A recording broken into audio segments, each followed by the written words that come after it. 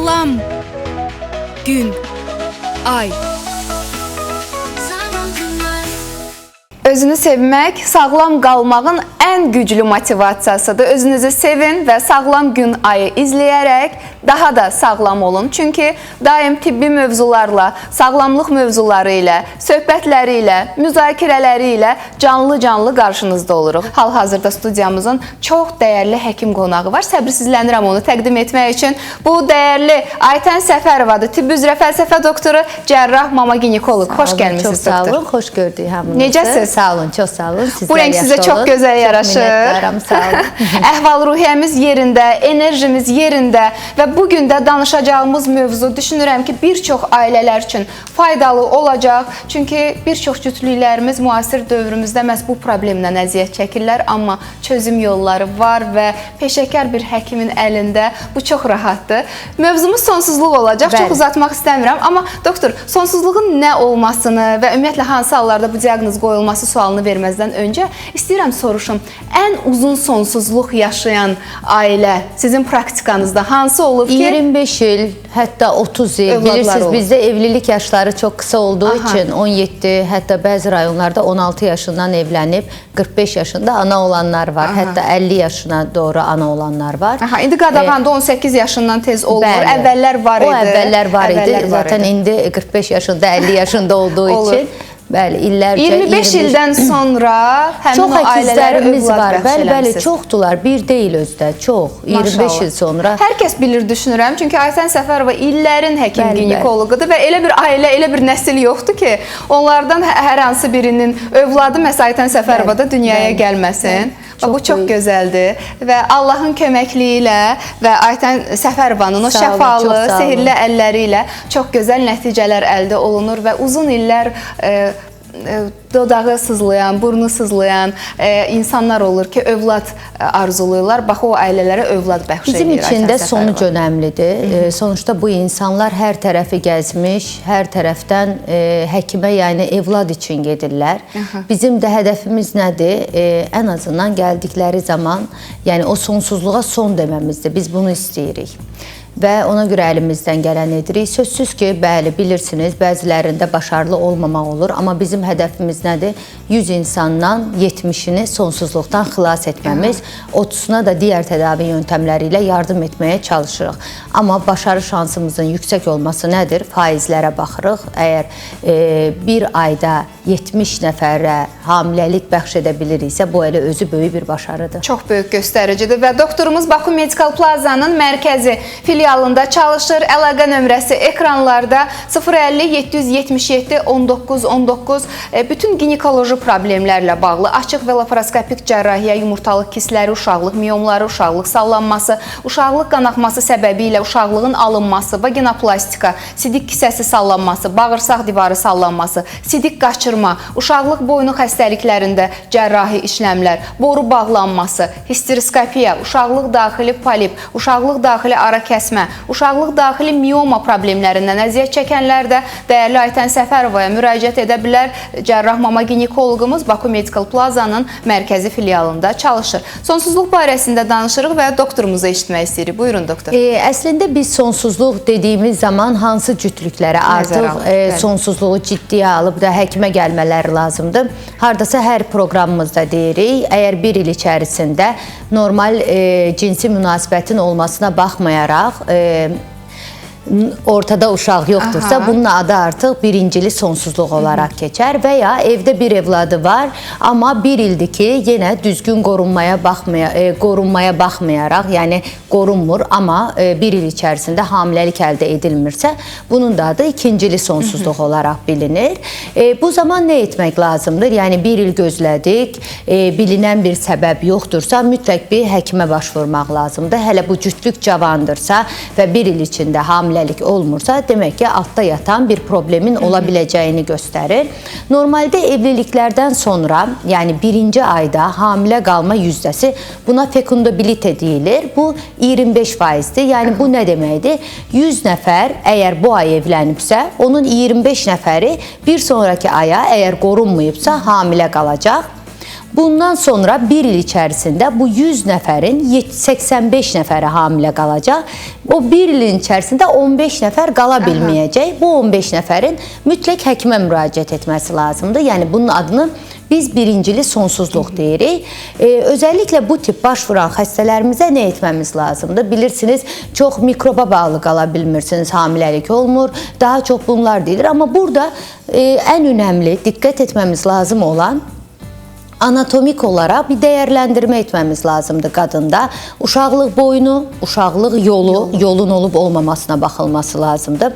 Bəzən cinsi münasibət olsa da yolun tam olmaması ola bilər. Bunu cütlük hiss etməyə bilər. Anadan gəlmə. Bəli, anadan gəlmə bir anomali ola bilər. Uşaqlıq boynu olmaya bilər.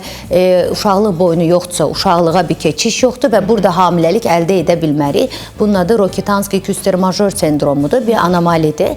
Yəni doğuşdan bu tip qız uşaqlarında uşaqlıq və uşaqlıq yolu əmələ gəlməz. Amma uşaqlıq yolunun 1/3 və ya 3/2 əmələ gəldiyi üçün cinsel olaraq bunu hiss etməyə bilərlər. Ona görə mütləq yolun da dəyərləndirilməsi önəmlidir. Hər hansı bir qadın, ümumiyyətlə bir qadın doğumcuya baş vurursa, mütləq və mütləq, hani güzgü dediyimiz spekulumla vaginal yolun dəyərləndirilməsi lazımdır. Çünki vaginal yol ultrasondan ziyadə ən gözəl dəyərləndirilmə şəkli spekulum dediyimiz güzgü vasitəsilədir. Yəni biz bu yola baxdığımız zaman vagenin uzunluğu, uşaqlıq boynunda hər hansı bir problem varsa, ciddi bir problem yaradır, qızarıqlıqdır və ya hər hansı bir lezyondur, onu çıplaq gözlə daha aydın görürük. Bundan sonraki dəyərləndirməmiz transvajinal ultrasonlu olması lazımdır. Çünki abdominal dediğimiz qarından baxılan ultrasonun transvaginal ultrason qədər ginekolojik müayinədə dəyərli deyil. Çünki yumurtalıqlar və uşaqlıq çox ölçü olaraq kiçik olduqları üçün transvaginal müayinə ilə bunun dəyərləndirilməsi lazımdır. Çünki vaginal yolla biz parametriuma və direkt uşaqlığın sagital kəsidini, yumurtalıqları tam aydın və düzgün dəyərləndirilir. Bəli, normalde bir ginekolojik orqanın, uşaqlıq və yumurtalığın ən gözəl dəyərləndirilmə şəkli transvaginal ultrasondur. Yəni indi alışıblar ki, daha çox ultrasəs müayinəsi qarın üzərindən edir, abdominal.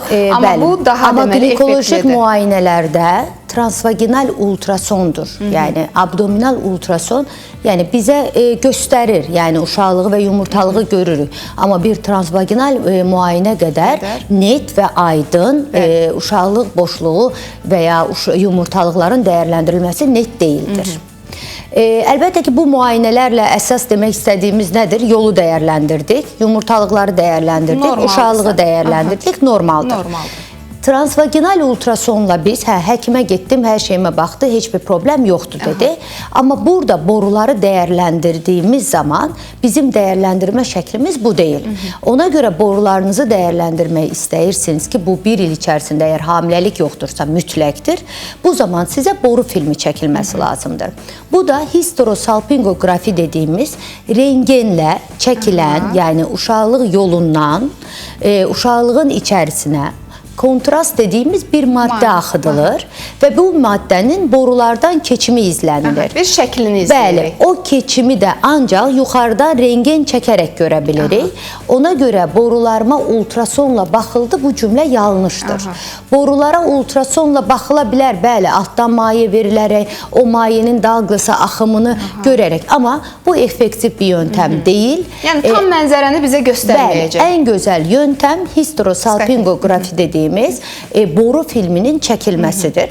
Çünki həm borularda problem olarsa hamiləlik olmaz, uşaqlıqda bir anomali olarsa hamiləlik olmaz, yumurtalıqlarımızda problem olaraq hamiləlik olmaz. Bunların hamısı dəyərləndiriləndən sonra heç bir problem yoxsa mütləq və mütləq spermiogram dediyimiz erkek faktörün olub olmamasının dəyərləndirilməsi şərtdir. Yəni xanımda bir problem yoxdur, indi ikincili faktor kimi artıq kişi yoxlanılmalıdır. Mütləqdir. Yəni çünki əgər bilirsiniz, kişiyə bağlı bir səbəb varsa, bu zamanda hamiləlik olmaz. Sonsuzluq Yəni nə yaşana qədər bilər. də qadın sağlıqlı olursa olsun, bəli. əgər kişi faktoru varsa, yəni normal yolla hamilə qalmağa əngəl olan bir sperm quruluşu və ya sperm dəyəri və ya sperm miqdarı varsa, bu zaman bizim hamiləlik əldə etməyimiz normal Alınmaz. yolla imkansızdır.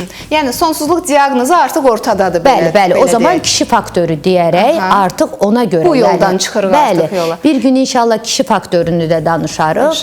Çünki bəzən burada da çox tədavilər, üst-üstə tədavilər, illərcə tədavilər, sperm dəyərini artırmaq üçün minlərcə tədavilər edilir. Amma əlbəttə ki, biz sperm əgər 6 aylıq və ya 3 aylıq bir müalicə sırasında bir artım yoxdursa və ya biz o toxum dəyərləri ilə normal yolla hamiləlik əldə edə bilməyəcəksə, bunu xəstəyə bildirməmiz mütləqdir. Yəni, mən xəstələr bilirəm ki, 5 illik erkek faktoruna bağlı 5 ildir tədavi alır. Həm vaxt bitirirlər, həm də əlavə müalicələr. Bəli, bu toxumun miqdarı artacaqsa, 6 ay içərisində siz bir faydasını görürsünüz. Bəli. Əgər 6 ay içərisində heç bir fayda yoxdursa, o zaman yalandan bunu 5 ilə qədər uzatmanın mənası yoxdur. Doktorumuz, sevimli doktorum yazanlar Sağ olun, var. çox sağ olun. Mənim əkizlərimin anası yazanlar var. Bəli, elə bir anadır. Həm öz övladlarına Allah qorusun, Sağ olun, həm də çox bir sağ çox olun. ailələrə övlad nəsib eləyən həkimimiz də Aytən Səfərova. Göydə Allah, yerdə bax bu cür dəyərli, peşəkar, işini bilən, hər problemlə bağlı müraciət edə biləcəyiniz bir ginekoloq. 25 ildən sonra ailələr var ki, məhz onun sayəsində neçə-neçə qapı gəziblər. Amma son olaraq nəticə verən həkimimiz məhz Baxın, Aytən mən Səfərova indi olub. buraya gəlmədən öncə 3 əməliyyat etmişəm. Biri 8 il sonra, biri 12 il sonra, birini də dönüncə çatdıra bilmirdi bura, dönüncə edəcəkdə. O da 20 il sonraki bir hamiləlikdir. Yəni, bizim hədəfimiz, mən bir kadın doğum uzmanıyam. Bir uzman yetişdiyi zaman kadın doğumun hər bir alanında yetişər. Zaten hər bir alanında yetişməzsən, sən uzmanlıq diplomasını ala bilmərsən. Çox gözəl. Ona görə də belə peşəkarsınız. Hər tərəfli yetişərsən, sadəcə bir tərəfli yetişməz. Qaldı ki, başqa bir sonsuzluğun özü də əlavə bir yan daldır və biz bu yan dalı da sonradan oxuyub və uzun zamandır ki, bu sonsuzluqla məşğul oluruq. Sonsuzluq deyəndə Aytən Səfərova adı yada düşür. Düşünürəm ki, hər kəsin beynində bu var və elə ona görə də mən deyərdim ki, ən çox sonsuzluqla bağlı nəticələr də Aytən Səfərovadadır, statistik olaraq, göstərici olaraq. Bəli. Biz səmimi deyirik, yəni bizim gerçəkdən də hədəfimiz ətrafda bizim evladlarımız olsun. Yəni bizim hədəfimiz nədir? Sonsuzluğa doğrudan da son demək. Hər gələn pasiyentə bu cütlüyü necə qurtara bilərik ki, artıq sonsuzluq şikayəti ilə həkimə getməsin. Yəni dünyada hal-hazırda var olan, tətbiq olunan sonsuzluğun bütün yeni tədavilərini mərkəz olaraq görməkdəyik. Yəni dünyanın elə bir yerində elə bir tədavi şəkli var ki, biz onu etməyək, xeyr, bu yoxdur. Bütün tədavi şəkilləri, bütün protokollər birə-birə uygulanır. Bu çox gözəldir və sonsuzluqla bağlı danışırıq və çox izləyicilərimiz çox suallar yazırlar. Yumurtalıq rezervi ilə bağlı yazanlar var, daha sonra yaşla bağlı yazanlar var. Ənənəvi suallardır. Biz Aytən xanım dəfələrlə bu barədə məlumat verib, həm elə sosial platformalarda, həmçinin müxtəlif efirlərdə, elə Sağlam Gün Ay efirində də. Amma istəyirəm bu barədə də məlumat verək, yaşla bağlı. Yaşla bağlı, yaş ən önəmli parametrədir, hər zaman deyirəm. Hətta mən 35 yaşındakı bir xanım önümə oturduğu zaman ona başqa gözlə, 35 yaşın altında biri oturduğu zaman önümə ona tamamən ayrı bir gözlə baxıram. 35 yaş bizim için önəmli bir yaşdır. 35 yaşdan sonra artıq yumurta rezervi düşməyə başlayar. Yumurta keyfiyyəti düşməyə başlayar. Ona görə mən bütün xanımlara, əgər evlad düşünürsünüzsə, 35 yaşa qədər bu planlamanı həll edin. Əgər evli deyilsinizsə, normaldır, olmaya bilər. 35 yaşınız varsa, mütləq bu işi ciddiyə alın. Əgər qısa zamanda evlilik düşünmürsünüzsə, yumurta dondurma işləminə gedin. Yəni Son günlər, son illər bu yumurta dondurma sözünü də çox eşidirik. Bəli. Əslində çox gözəldir. Çünki qızlarımız deyirlər, mən karyera quracam, yox, Bəli. hələ öz ayağım üstə durum, pul qazanım, daha sonra mən ailə quracam. Bu normaldır, alqışlayıram. Hərənin öz fikri var, öz seçimləri var. Biz hamısına hörmətlə yanaşırıq, amma doktorumuzun dediyini mütləq əməl edin. bəli, əgər iləride evlad sahibi olmaq istəyirsinizsə, çünki necə insan 40 yaşındakı görüntüsü 17 yaşındakı görüntüsü ilə eyni deyilsə, Tam razıyam, hücrənin yaşlılığı, elə də yumurtanın o sarısı deyir ya, Sarısı, onun da görüntüsü keyfiyyəti. 35 yaşında üstündəki biri ilə 17 yaşındaki biri ilə eyni və ya 25 yaşındaki biri ilə eyni deyil. Sağlam, gözəl övlad istəyirlərsə, bunu vaxtında düşünsünlər. Bəli, çünki yumurta yaşlandıqca genetik problemlər artar. Yumurta yaşlandıqca sağlıqlı evlad sahibi olma şansı düşər. Hətta heç unutmuram, Bakıya təzə gəlmişdim. Bunu dediyim zaman genetik problemlər artar. Mənə bunu demişdilər. Bizim qonşumuzda 50 yaşında biri ana oldu. Bəs onda heç problem olmadı. Biz bir nəfəri alaraq düşünmürük. Biz bir nəfər qonşumuzla hərəkət etmirik. Bu göstərici Biz deyil, bəli. yüzdələri alaraq deyirik. Biz deyirik ki, 100 nəfər 35 yaşın altındakı bir cütlüklə 100 nəfər 35 yaşın üstündəki xanımlar əgər hamilə qalmaq üçün dəyərləndirsək, 35 yaşın altındakı 100 nəfərin demək olar ki, %85-i hamilə qalacaq. Amma 35 yaşın üstündəkilərdə isə artıq bunlar yarı-yarının altına enəcəklər. 50-dən də aşağı düşür. Bəli, 40 yaşından sonra 40 yaşında bu %20 olacaq. Yəni 100 nəfərin cəmi 20-30 nəfəri hamilə Yəni qalacaq. ola bilər, amma olmaya da bilər. Bəli, bu hamilə qalmaq Heç da kəs önəmli sığortalanmayıb, deyil. bəli. O 20-30 nəfərin nə qədəri sağlıqlı uşağını əlinə alacaq? Orada da yüzdə düşər. Yəni kliniki hamiləlik dediyimiz 40 yaşında hamilə qalan birinin 8 həftədə inkişafdan qalma riski çox yüksəkdir. Ona görə biz iləri ana yaşında nə edirik? Yəni mütləq xəstəyə baxdığımız zaman inkişafdan qalma riskinin olub olmadığını və bu uşaqların genetik olaraq Down sendromu, yəni dünyada ən sıx rastlanan sendromlardan danışıram. Dünyada genetik xəstəliklər çoxdur, amma ən sıx rastlanan 3-dür. Trizomidir 21-dir, 18-dir və 13-dür. Bunların 3-üdür. Bunlar yaş artdıqca artar. Niyə artar? Yumurtanın sarısının yaşlı olmasına bağlı artar. Yəni ona görə biz hamiləlikləri genəldə 35 yaşına qədər tamamlamağı önəririk.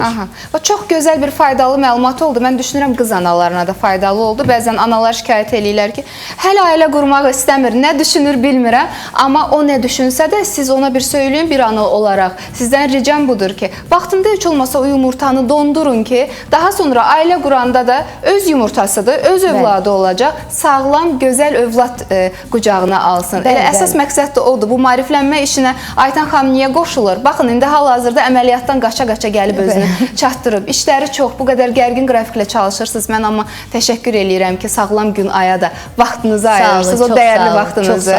Minnətdaram sizə. Və menstruasiyada problem yaşayan xanımlar yazırlar ki, sonsuzluğun səbəbi ola bilərmi?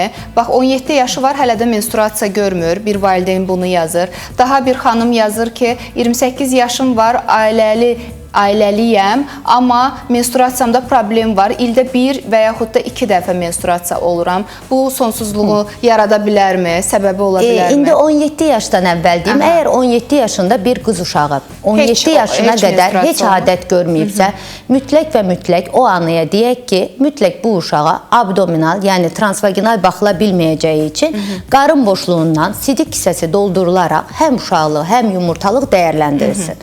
Az öncə dediyim kimi, mütləq uşaqlıq və yumurtalığın olduğundan əmin olunması lazımdır. Çünki qız uşaqlarında anadan gəlmə Rokitansky-Küster major dediyimiz sendrom, yəni anadan gəlmə yumurtalıqların olmaması və ya uşaqlığın olmaması halları ola bilər. Əgər bunların heç biri yoxdursa, yumurtalıqlar normal görsənirsə, uşaqlıq normal görsənirsə, uşaqlıq yolunun dəyərləndirilməsi MRT dediyimiz maqnetik rezonans vasitəsilə ən uyğun olan bir yöntəmdir. Bununla dəyərləndirilə bilər. Və ya polikistik over sendromu dediyimiz, yəni yumurta qabığının qalın olması və ya uşaq aşırı kiloludursa, aşırı tüklənməsi varsa, yəni habitusuna baxdığımız zaman üzdə yağlanma, aşırı kiloluluq varsa, bir endokrin məsləhətləşmə və dərman verərək adəti gətişdirmək lazımdır. Niyə? Görək, kənardan alınan hormonlarla bu uşaq adət olurmu, yoxsa olmurmu? Bu bir səbəb, bir sürü səbəb ola bilər. Amma öncə səbəbin tanısını qoymaq üçün ultrason müayinəsini şərtdir. Yəni, orqanların olub-olmadığından əmin olmaq lazımdır. Digər suala keçim, 28 yaşında ildə bir adət görürsə, burada anovulyasiyon ola bilər, yəni yumurta çartlamasında ciddi bir problem ola bilər. 2. Polikistik over sendromu ola bilər, ciddi bir şəkildə. Xəstə aşırı kilolu ola bilər, ona bağlı ola bilər. Evladının olub-olmaması onu və ya prolaktin hormonunun aşırı yüksəkliyinə bağlı ola bilər. Bir dəyərləndirilmə olunması lazımdır o pasiyentə. Və çox sual yazan izləyicilərimiz var. Sonsuzluq barəsində danışırıq və hal-hazırda studiyamızın dəyərli qonağı Baku Medical Plaza'nın mərkəzi filialında çalışan tibb üzrə fəlsəfə doktoru, cərrah mama ginekoloq Aytən Səfərovadır və sonsuzluq müalicələri ilə maraqlanırlar. Doktorumuz qeyd elədi, xəstəlik nə olursa olsun, əsas odur ki, bunun müalicə yolu var. Bir də düzgün diaqnoz. Baxın, bir xəstəliyi müalicə etmək üçün öncəliklə onun tanısının, diaqnozunun doğru qoyulması lazımdır. Əgər tanı doğru qoyulmazsa, heç bir tədavi başarılı ola bilməz. Boş-boş tədavilər olar və bəzən də deyirlər, mənim qonşum hamilə qaldı, mən qala bilmədim. Hamının tanısı eyni deyil. Hamının diaqnozu eyni deyil. Hamının sonsuzluq səbəbi eyni deyil. Bildiniz necə? Ona görə mütləq və mütləq birinci sırada tanının qoyulması lazımdır. Yəni, düzgün diaqnoz. Siz bilməniz lazımdır ki, özəlliklə bunu bilsinlər pasiyentlər, mən niyə hamilə qalmıram? Mənim səbəbim nədir? Və mən hansı yolla hamilə qala bilərəm? Bunu bilmələri lazımdır. İllər keçir, 15 il sonra pasiyent gəlir, hələ də bilmir səbəb nədir? Niyə qalmayıb və niyə olmayıb? Ona görə həkimə getdiyiniz zaman bunu öz pasiyentlərimə də deyirəm. Niyə bugünə qədər soruşmadın ki, ay həkim, mənim qalmama səbəbim nədir? Yoldaşıma bağlı mıdır? Mənə bağlı mıdır? Borun mu bağlıdır? Yoxsa hər şey normaldırmı? Açıqlanamayan bir səbəbdirmi?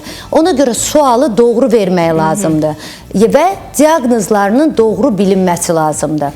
Bir cütlük yazır bizə, deyir ki, izləyirik sizi, 3 ildir ailə qurmuşuq, övladımız olmur. Sonsuzluqla bağlı biz nə zaman müraciət etməliyik? Artıq geç bilə qalmışsınız, bəli. Əvvəl sonsuzluğun səbəbi araşdırılmalı. Hansı səbəbə görə, bir də sonsuzluğun səbəblərinə görə müalicə şəkilləri də fərqlidir. Yəni, hamıda müalicə şəkli eyni deyildir. Ona görə də vaxtında müraciət etmək şərtdir, xüsusən də sonsuzluq mövzusunda. Suallar həddindən artıq çoxdur. Məsələn, bir xanımımız yazır ki, mənə bağlı deyil, kişiyə bağlı bir məsələdir. Bununla da bağlı növbəti verilişlərimizdə dəyərli doktorumuzla danışacağıq. Mən istəyirəm ki, son olaraq doktorumuz, dəyərli tibb üzrə fəlsəfə doktoru, cərrah mama ginekoloq Aytən Səfərova bir xanımlarımıza, izləyicilərimizə səslənsin. Az öncə də dediyim kimi, bəzi xanımlarımız, bəzi cütlüklərimiz hələ də həkimə getdikləri zaman sualları doğru vermirlər. Doğru vermələri lazımdır. Tanılarının, diaqnozlarının nə olduğunu, niyə hamilə qala bilmədiklərini, əgər müalicə alarlarsa, bu müalicə ilə faizlərinin, yəni normal yolla hamilə qalma faizlərinin nə olduqlarını bilmək lazımdır. Çünki bəzi sonsuzluq səbəblərində nə edərsən et, normal yolla hamilə qalma şansın yoxdur. Buna zaman itirirsən, maddi güc itirirsən və psikolojin doğrudan da bu çox çətin bir işdir. O gələn insanlar çox yorğun olurlar, çox inamsız olurlar. Çünki o həkim, bu həkim, o analiz, bu analiz, hətta elə gəlir ki, bir ev qədər analizi var. Amma bu xəstə bilməlidir ki, bunun normal yolla hamilə qalma şansı sıfırdır. Dünyanın hər yerini gəzsə bilə, normal yolla mümkün deyil. Hələ də bilmir gəlir. Ona görə mütləq diaqnozunuzu, əgər müalicə olarsam, bununla hamilə qalma yüzdəmin nə olmasını bilmələri lazımdır. Çox gözəl məqamları vurğuladı Aytən xanım. Mən düşünürəm ki, o ailələri daha yaxından tanıyan bir həkim, onlarla çox çalışan həkim olduğu üçün yalnız o ailələrin ailələrə aid olan incə məqamları vurğuladı. Minnətdaram sizə dəyərli Aytən xanım, dəyərli vaxtınızı ayırdığınız üçün. Tibb üzrə fəlsəfə doktoru, cərrah, mama ginekoloq Aytən Səfərova bizlə bərabər idi və sonsuzluqdan danışırdıq. Doktorumuzla əlaqə nömrəsi 050 777 1919 Baku Medical Plaza'nın mərkəzi filialında çalışır. Buyurub qəbuluna yazıla bilərsiniz. Allah arzusunda olan hər kəsə, bütün ailələrə övlad nəsib eləsin. Övladlarımızı da sağlam qorusun, böyütsün inşallah.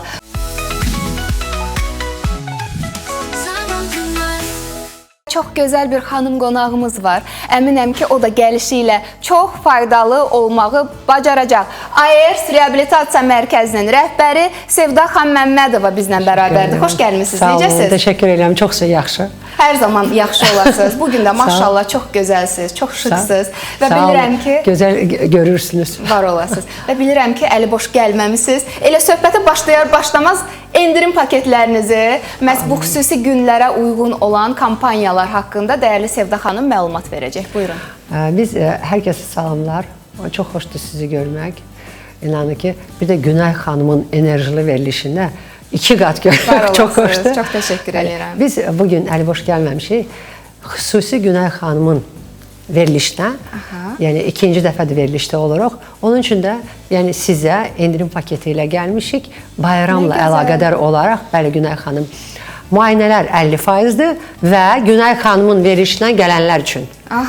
Ona görə takip edin Günay xanımı. Mükəmməl, mükəmməl. Bizi takip edin. Yarı-bayarı. Yarı-bayarı, bəli, 50% endirim elan edirik və paketlərə xüsusi endirimlər olunacaqdır. Yalnız Günay xanımın verilişindən gələnlər üçün. Nələr var? Nə paketlərdir? Hansı paketlərdir? Bizdə paketlər... Nəyin müalicəsi üçün müraciət edə bilərlər? Bizdə çox gözəl toxundunuz bunların hamısını. Bugün zaten istəyirəm bunların hamısını belə izah eləyəm. Biz reabilitasiya mərkəzi olaraq, mən sizə keçən dəfə demişdim, şəfa tapandan sonra mənim Allaha bir sözüm var. Yəni, vicdanlı işimi yerinə yetirim və doğrudan da millətimizə, xalqımıza xidmət eləyək. Yəni, bəzən insanlar bugün də bunu istədim, işıqlandırım nəyə görə? Bugün də bir dənə pasiyent bizə müraciət eləyəndə, xəstə müraciət eləyəndə çox əsəbi halda. Yəni, dedi ki, gedirəm klinikalarda müəyyən bir aldadırlar, nə bilim, nə belə bir şeylər olur. İnanın ki, biz heç kimi aldatmırıq. Zaten xanım özü də gördü. Biz sizə ehtiyac olmadığı halda heç bir yeri göndərmirik. Biz sizi sağlamlığınıza qovuşdururuq. Dərmansız, əməliyyatsız. Yəni, siz görürsünüz, stresslisiniz, sizin məsələ başınız ağrır, ya boynunuz ağrır, ya əliniz ağrır, qolunuz ağrır. Mütləq bunu gözləməyin. Siz gəlin bizə. Yəni, biz sizin üçün hər bir paket sizdə xidmət edirik. Çünki adi bir masaj götürürsünüz, masajdır. İdman götürürsünüz, idmandır. Bunların hamısı müalicəvi və manual olunur. Çünki nəyə görə deyirəm manual olunur?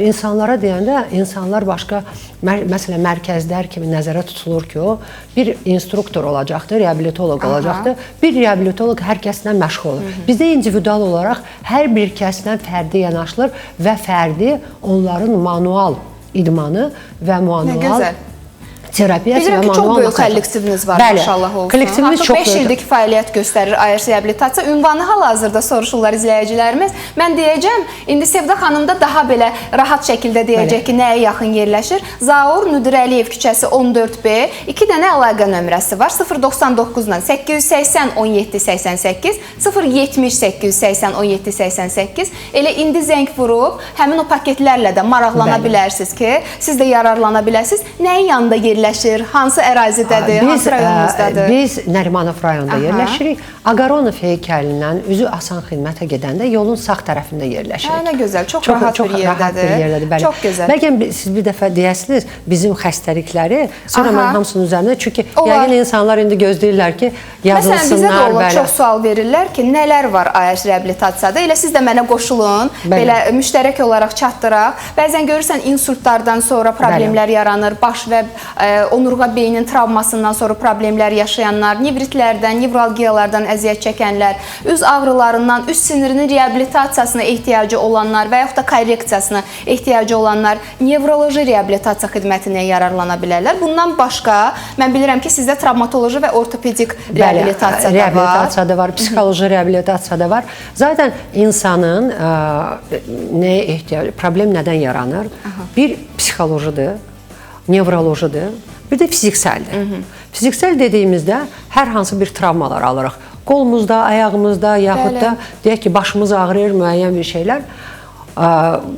Ortopedik deyirik, ortopedik, bu da elə fiziksələ aiddir. Bəli, fəqərə sütunlardır. Çünki indi uşaqlarımızın özünüz də bilirsiniz, bir çoxunda demək olar ki, 80% uşaqlarınızda hamısında skolioz, kifoz, lordoz problemləri var. Bəli. Və bu problemləri xahiş edən vaxtında aradan götürür. Və əgər bu günlük, 10 günlük bir reabilitasiya tələb olunursa sizin uşaqlara, inanın ki, zaman bir sürə sonra 2 aya, 3 aya bu problemləri aradan qaldırmaq olmur. Çox gözəl məqamı vurğuladınız. Bəli. Çox gözəl məqamı vurğuladı. Bax, skoliozla, kifozla, lordozla bağlı yazan valideynlərə buradan səslənmək istəyirəm ki, vaxtında övladınızı müayinəyə aparın. Sevda xanım düz deyir. Əgər bu problem vaxtında aşkar olunarsa, doğru müalicə, reabilitasiya yollarından istifadə olunarsa, daha tez, daha gözəl nəticə əldə etmək olar. Həm maddi cəhətdən sizə yük düşməz, həm vaxt baxımından daha da qazanmış olarsınız və növbəti övladınızın yetişməsi də, inkişafı da çox doğru formada olar. Çünki bəzən də görürsən ki,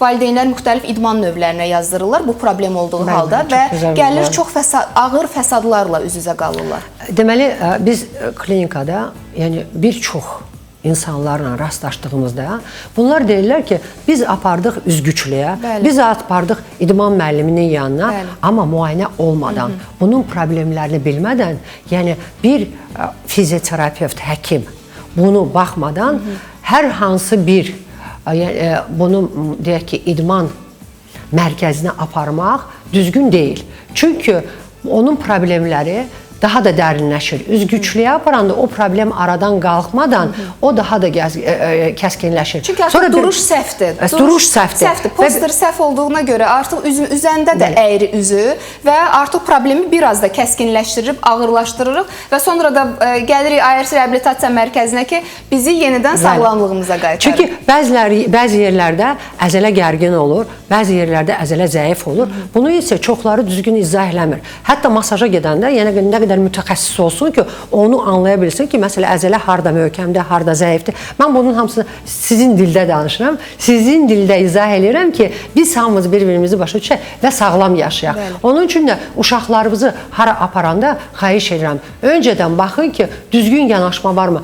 Yəni, bütün halda reabilitasiya mərkəzinə müraciət edin. Siz görürsünüz ki, bizim vaxtaşırı Günay xanımın verilişində biz müayinələr pulsuz da elan edəcəyik. Çünki sırf uşaqlar üçün, uşaqlar bizim gələcəyimizdir. Və valideynlər xahiş edirəm, uşaqlarınıza bugün məsələ elan edirik ki, 50% endirim var. Bundan yararlanın. Çünki uşaqlarınızı gətirin. Ən azı siz özünüz də görəcəksiniz uşaqlarınızda olan problemlər. Gündə də uşaqlarınızı gətirə bilməyəcəksinizsə, biz fərdi olaraq individual paket hazırlayırıq sizin uşaqlara ki, uşaqlarımız sağlam böyüsün, uşaqlarımız duruşları, qamətləri düzgün olsun, sağlam cəmiyyətə uşaqları yetişdirək, sağlam gələcək verək uşaqlara. Çünki hər bir uşaq, hər bir fərdi insan bir ailədir. Bir ailə, bir cəmiyyətdir. Cəmiyyət isə bizim artıq vətənimizdir və dünyamızdır. Onun üçün də biz nə qədər düzgün yanaşacağızsa, o qədər də düzgün problemləri həll eləyəcəyik.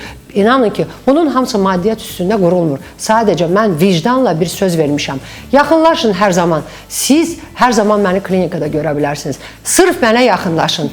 Əgər probleminiz varsa, üzvüzə məsələ, hansısa bəlkə kiminsə gülüşü xoşunuza gəlmədi, yenə mənə müraciət edin. Mən inanmıram ki, hər hansı kim ikinci belə bir klinika taparsınız ki, sahibkar özü çıxsın və sizi özü qarşılasın və desin ki, probleminizi bizimlə bölüşün.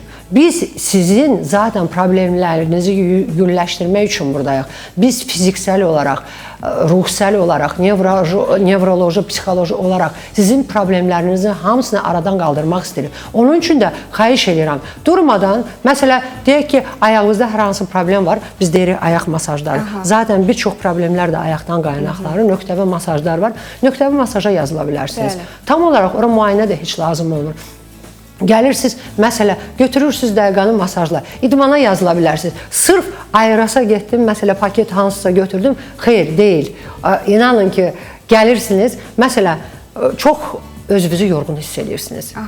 Həyatımız o qədər stresslidir ki, qaça-qaçlı, stressli. Çünki elə bir insan yoxdur ki, hamı deyir ki, mənim nə qədər problemim var, nə qədər problemim var. İnanın ki, hamının problemi var. Amma bəziləri enerji tapır. Bu problemi o qədər, yəni özünə bir oyuncağa çevirir ki, bəzən də bəziləri oyuncaq olur o problemin qarşısında. Nə gözəl dedi Sevda xanım, nə gözəl dediniz bunu. Doğrudan elədir, sözün əsl mənasında və Sevda xanım özü çox ağır bir xəstəlikdən əziyyət çəkib və o xəstəlikdən sağaldıqdan sonra xüsusi olub onun sağalması. Ötən dəfə bu haqda danışdıq və yuxuda şəfa tapandan sonra bu mərkəzi yaradıb ki, insanlara yardımcı ola bilsin və sizin mərkəzə gələn istər məşhurlar olsun, istər yəni sıradan bizim sıravi vətəndaşlarımız olsun, onlar hamısı söyləyirlər ki, biz bilmirik içəri girəndə ki, Sevda xanım oranın rəhbəridir. Hamı qapıdan bizi qarşılayır. Bax, indi hal-hazırda düzdür, məşhurları görürsünüz, bizim dəyərli xalq artistimiz Afaq Bəşir qızı hal-hazırda ekranlardadır. Bax, onları necə qarşılayırsa, hər kəsə bu yanaşma var. Yəni, individual olaraq məhz məşhurlar üçün bu yanaşma deyil. Sevda xanım özü qarşılayır, onların problemi ilə maraqlanır, müayinə olunur həmin insan. Doğru diaqnoz qoyulandan sonra artıq orada komanda üzvləri ilə bərabər, yəni o anamnez toplanır, suallar səslənir, bir baxış keçirilir. Ondan sonra artıq təyin olunur ki, nə qədər olacaq, nə qədər müddət olacaq və çox qısa zamanda gözəl nəticələr əldə edirsiniz. O nəticələrdən birini birazdan göstərəcəyik. Məhz serebral iflic övladı olan ailələrə buradan səslənirəm ki, verilişimizi izləyin. İrəliləyən dəqiqələrdə bu haqda da xəbəriniz olsun.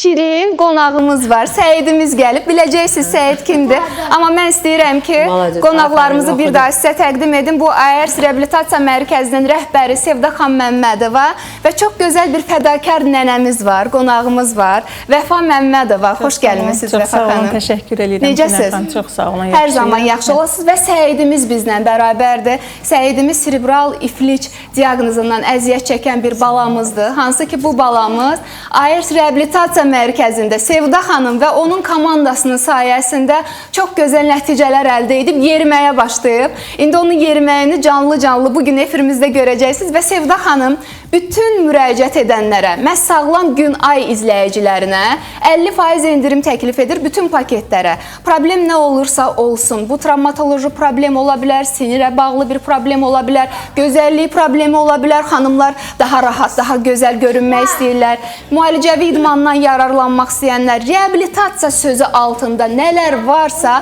hamısı ilə bağlı AERS Reabilitasiya Mərkəzinə müraciət eləyə bilərsiniz. Zaur Nüdürəliyev küçəsi 14B ünvanında yerləşir. Əlaqə nömrəsi 099 880 17 88 070 880 17 88. Səidimizin məşqlərini görürük. Səid, gələ bilərsən bacının yanına?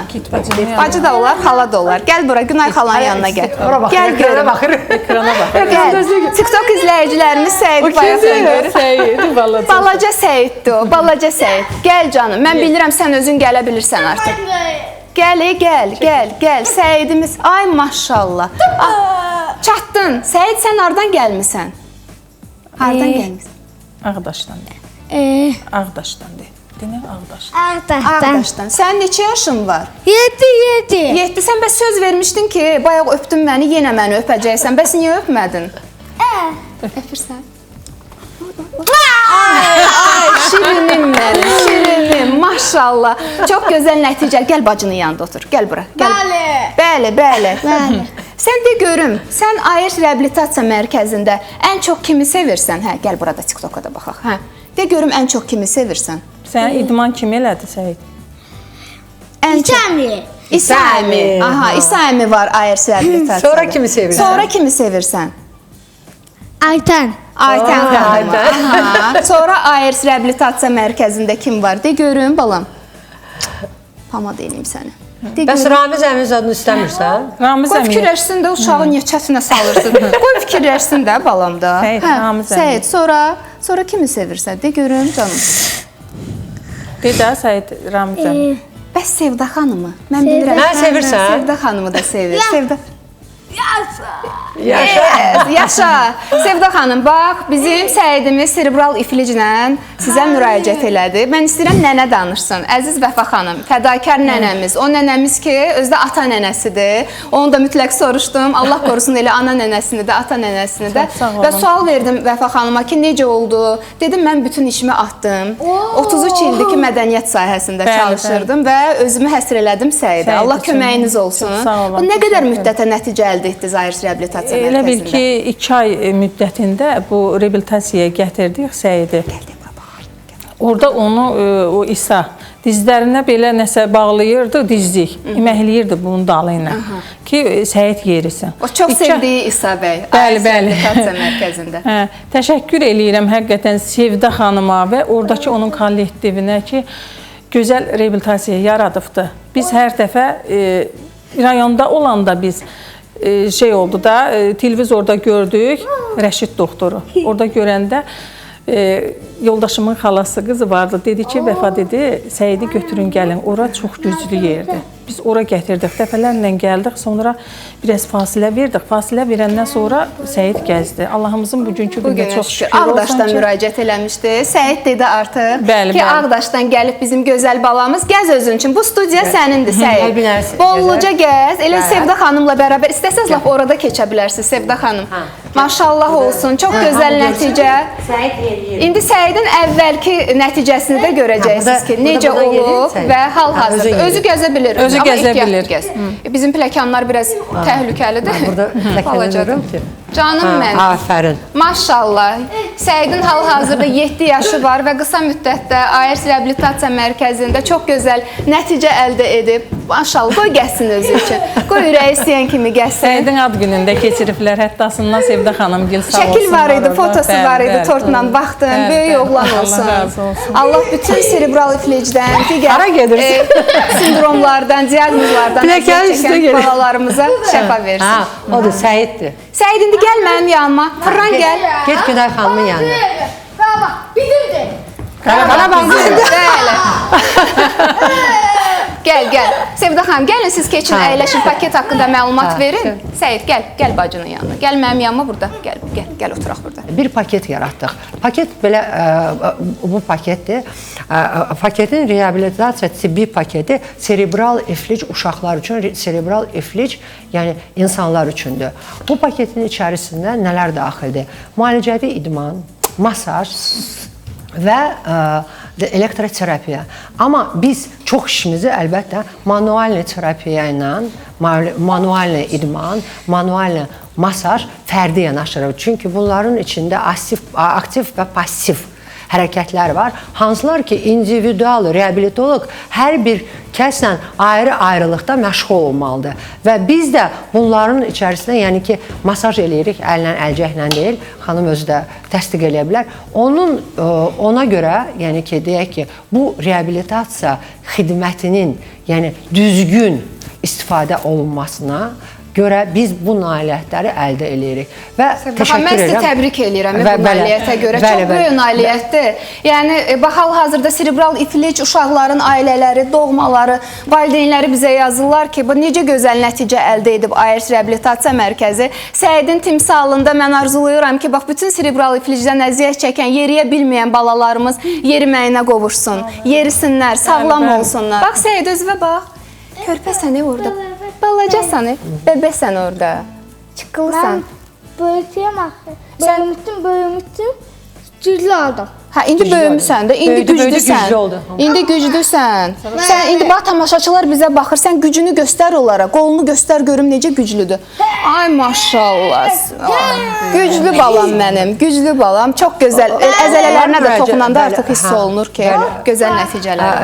Mən bir də xahiş edirəm, insanlara müraciət edirəm.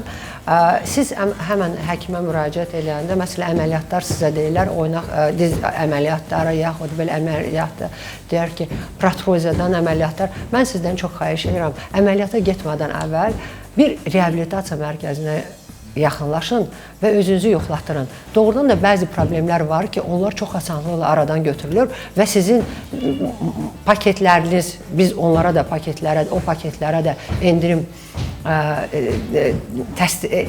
etdik. Siz xahiş edirəm, yaxınlaşın, özünüzü yoxladın. Çünki bəzi problemlər var ki, onlar çox asanlıqla aradan götürülür. Amma əməliyyata getdiyinizdə o problemlər daha da dərinləşir.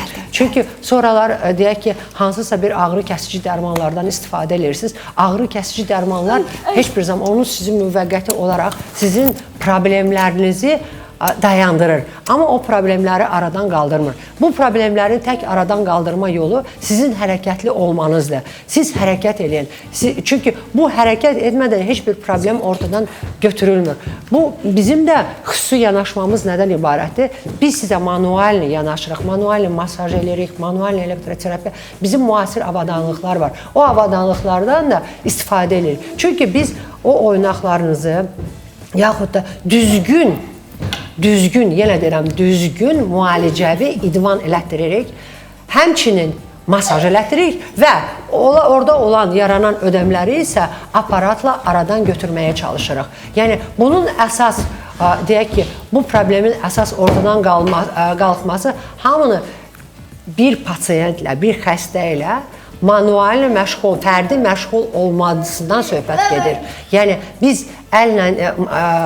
əlcəklə deyil, əllə masaj edirik, əllə yanaşırıq, fərdi, yəni yenə deyirəm, individual idmanını edirik. Onun üçün də bu problemlərdən qurtulmaq olur, ağrılardan qurtulmaq olur. Sadəcə siz yetər ki, yaxınlaşın, yazılın və gəlin, sağlamlığınızı qoruyun. Çünki biz bir söz vermişik, vicdani söz, o sözümüzün üstündə duruq.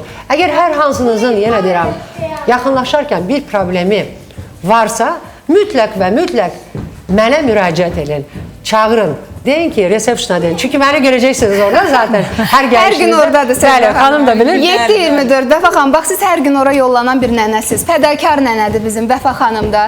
Ağdaşdan təşrif buyurublar. Bizim Səidimizlə bir yerdə, Səid, tamaşaçılara bir öpücük göndər.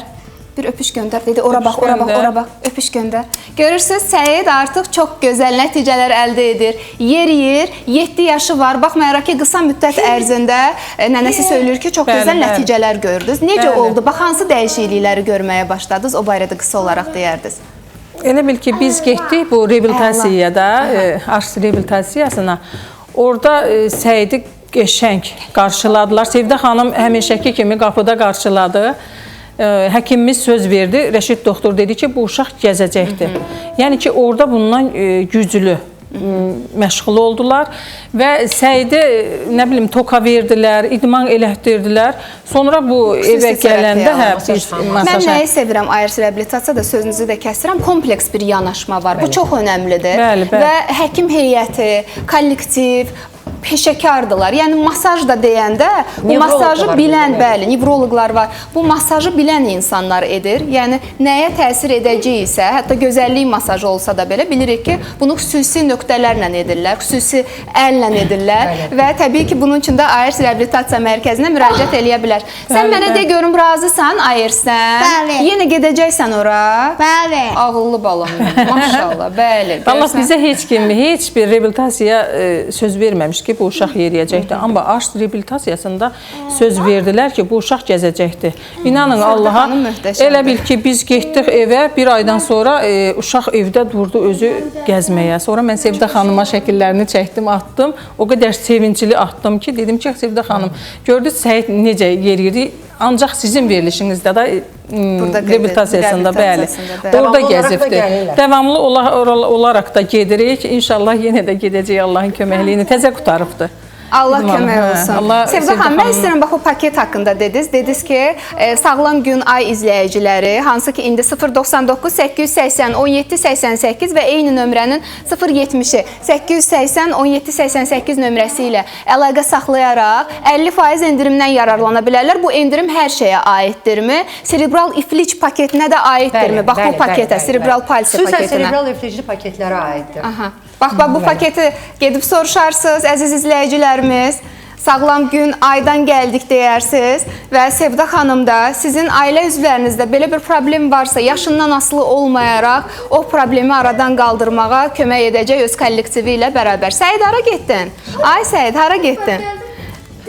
Mən sizə təşəkkür eləyirəm. Vəfa xanım, təşəkkür eləyirəm bu qədər məsafəni qət edib gəldiyiniz üçün. Səidimizə təşəkkür eləyirəm. Gəl bura Səid. Sevdə xanım, sizə təşəkkür eləyirəm. Sağ olun, təşəkkür edirəm. Uğurlarınız bol olsun. Çox sağ olun, sağ olun. Çox sevindim. Bu əslində serebral iflicli uşaqlar üçün çox böyük bir nailiyyətdir. İnanın, çox böyük nailiyyətdir. Çünki bunu ancaq o analar bilir, çəkən analar bilir. Çünki bunlar gecə-gündüz acaba uşağın bir stakan çay içsin, özü özgür olsun. Yəni bunun arzusuyla yaşırlar. Nə xoş bizə ki, Allah Taala bizim əlimizlə bu şəfanı bu uşaqlara verir və bu ailələri biz sevindirə bilirik üzlərini. Çox sağ olun. Təşəkkür edirəm bizə inandığınız üçün. Biz təşəkkür edirik. Uğurlarınız bol olsun. Biz vicdanla işimizi yerinə yetiririk. Sadəcə bizə inanın.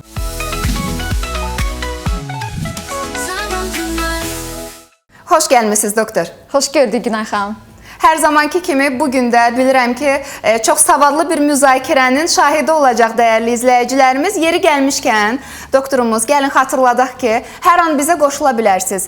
ATV telekanalı və Sağlam Gün Ay sizə belə bir fürsət yaradır ki, birbaşa, canlı yayımda həkimlərimizə istədiyiniz sualları, istədiyiniz mövzularınız haqqında o qaranlıq qalan məqamları soruşasınız. Bunun üçün qaynar xəttimiz var, 055 254 0106. Həm ev telefonları vasitəsilə zəng vura bilərsiniz. Mən artıq ev telefonlarından o qədər də istifadə yoxdur. Ona görə də WhatsApp üzərindən də belə bir şərait yaratmışıq ki, suallarınızı göndərəsiniz. Həmçinin TikTok canlı yayımımızda da hal-hazırda bizi bir xeyli insan, yüzlərlə insan izləyir. Onlar da hər an suallarını bizə göndərə bilərlər. Çünki bir peşəkar həkim mənimlə üzbəüz oturub. Bugün də bir maraqlı bir mövzu haqqında danışacağıq. Diqqət əskiliyi və hiperaktiv pozuntu və bu mövzular haqqında çox yanlış fikirlər var. Bəzən əfsanələr dolaşır. İnsanların belə müxtəlif təxəyyülləri ortaya çıxır. Əslində amma necədir? Ümumiyyətlə həm böyüklərdə, həm uşaqlarda diqqət əskiliyi və hiperaktiv pozuntu müalicə olunurmu? Müalicə olunursa necə müalicə olunur? Bütün bunları doktorumuz açıqlayacaq. Buyurun doktor. Salamlayıram bizi izləyənləri Günay xanım. Təşəkkür edirik doktor. Bugünkü mövzumuz diqqət əskikliyi və hiperaktiv pozuntudur. Ümumiyyətlə diqqət əskikliyi və hiperaktiv pozuntuya bəzən diqqət dağınıqlığı, diqqət çatışmazlığı, diqqət defisiti və hiperaktiv pozuntu adı altında adlandırılır. Əslində belə bir giriş edək ki, diqqət əskikliyi və hiperaktiv pozuntu cəmiyyətimiz tərəfindən vurğuladığınız kimi Günay xanım miflər var ki, bəzən düşünürlər ki, bu xəstəlik deyil, bu bir xarakter xüsusiyyətidir. Aktiv uşaqdır və yaxud da aktiv insandır deyə. Əslində bu xarakter xüsusiyyəti deyildir. Diqqət əskikliyi və hiperaktiv pozuntu bir xəstəlikdir. Xəstəliklərin beynəlxalq təsnifatı və DSM üzrə psixiatrik bir pozuntudur, psixiatrik bir xəstəlikdir. Daha detallı giriş etsəm, neuropsixiatrik bir pozuntudur. Yəni, diqqət əskikliyi və hiperaktiv pozuntu zamanı beyin kimyası dəyişilir. Ona görə neuropsixiatrik deyirik. Yəni, bu zaman beyində neyrofizioloji və belə deyək, kimyasal dəyişiklik gedir. Yəni beyində neyrotransmitter, yəni neyromediator səviyyəsində dəyişiklik gedir. Hansı ki bizim hər birimizin əzbərə bildiyimiz noradrenalin deyirik və dopamin neyromediatorların funksiyası və ifrazı pozulur. Nə baş verir? Bu zaman noradrenalinlə bağlı olaraq beynin müxtəlif sistemlərində artıb azala bilər. Dopamin isə ön payda azalmış olur. Bunlara sonra giriş edəcəm. Nəyə gətirdim fikrimi ki, bu bir belə deyək, beyin kimyasında gedən dəyişiklik olsa da belə. Yəni bir xarakter xüsusiyyəti deyil. Bunu biz səhv bilirik. Bəli, İlk əfsanənin üzərindən bir xətt çəkdir. Bəli, səhv bilirik və Günay xanım, bu bir belə deyək ki, neyropsixiatrik pozuntu olmaqla yanaşı bəzən deyərlər, doktor, onda beyin kimyası dəyişilirsə, deməli baş beyin MRT müayinəsi. Xeyr. Bu neyropsixiatrik pozuntu olsa da, digər psixiatrik xəstəliklər kimi bu xəstəliyin də diaqnozu həkim psixiatr tərəfindən qoyulur. Bu nə pediatrik xəstəlik deyil, nə nevroloji xəstəlik deyil, sırf psixiatrik bir xəstəlikdir və xəstəlik neyropsixiatrik olsa belə, beyinlə bağlı söz eşitsəz belə, bu o demək deyil ki, bu xəstəliyin diaqnozu üçün mütləq baş beyin MRT müayinəsi, KT müayinəsi, EEG müayinəsi və yaxud da ki, müxtəlif qeyri-peşəkar müəyyən bir belə deyək, yanaşma tərzi olan insanların mı deyək, deyirlər ki, yox, bəlkə bir cihazlarla mı qoyulur, alətlərlə mi qoyulur, laborator testlər, analizlər aparılmalıdır? Xeyr. Burada elə bir məqamlar yoxdur və yaxud da ki, deyə bilərsiniz ki, bəs baş beyin EEG müayinəsi olundu. EEG-də, məsəl üçün, burada bioelektrik aktivlik dəyişə bilər. Teta və beta dalğalarda pozuntu yarana bilər.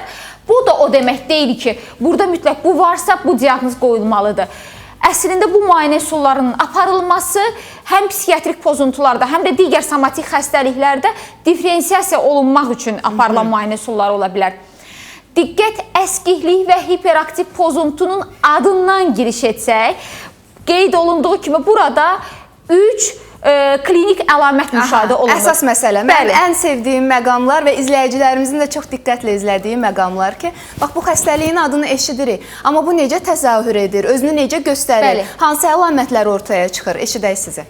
Bu zaman bu xəstəliyin diqqət əksikliyi və hiperaktiv pozuntunun klinik gedişatında birinci diqqət əksikliyi durur.